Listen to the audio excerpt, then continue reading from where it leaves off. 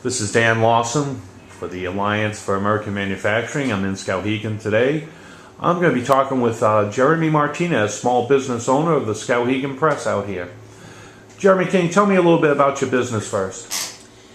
Well, we're a commercial printing business. We were incorporated in 1925. I bought the business about 10 years ago. We actually just moved into this facility. We've been located in downtown since the business was formed, and we do printing of letterhead, business cards, multi-part forms, and things of that nature for businesses in the area. Now, Jeremy, what does the Sappy Mill here, what does it mean to this community? Well, it's an enormous part of our local economy. As we discussed, we're talking about 900 employees in a town here in Skowhegan that has a population of 9,000 roughly. So it's 10% of the population's workforce. It's probably the highest income bracket that we have in the area, and so the trickle down effect of that on the local economy is tremendous. And when you say like the trickle down, do you see business from the people of the mill? We see it both directly and I'm certain indirectly. We get a lot of people because of the nature of the mill job.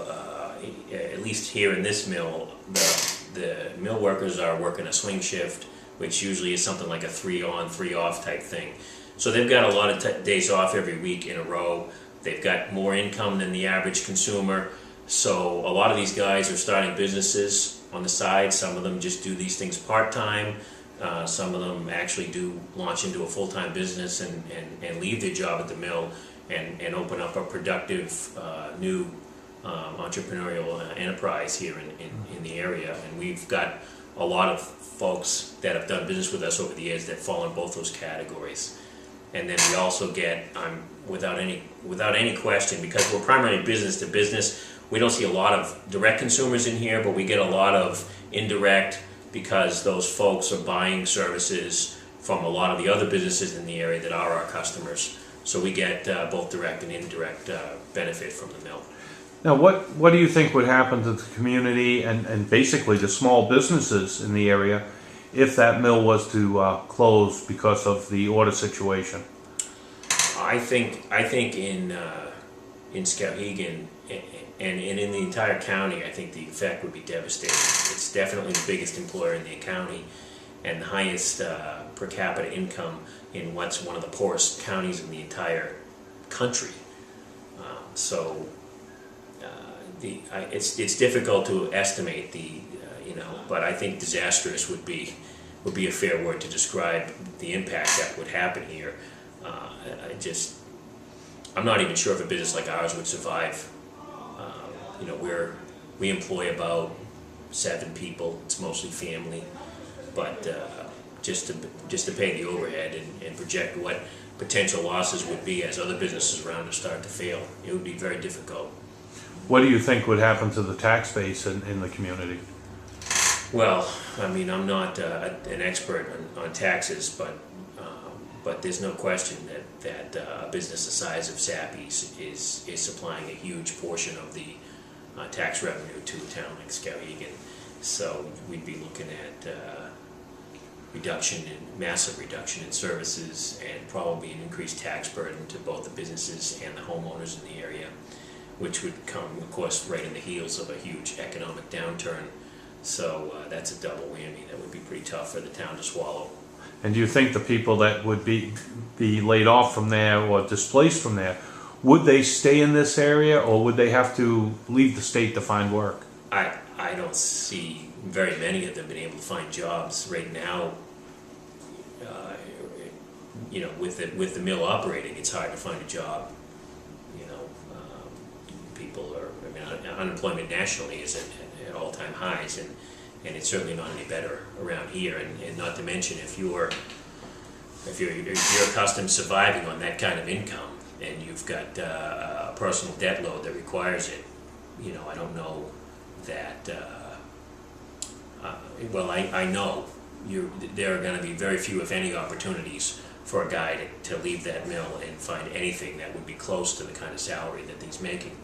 And so I'd say we'd be looking at departure of some of them from the region, or I don't know, maybe their personal economies are probably going to collapse as well, and that's not good for anybody either.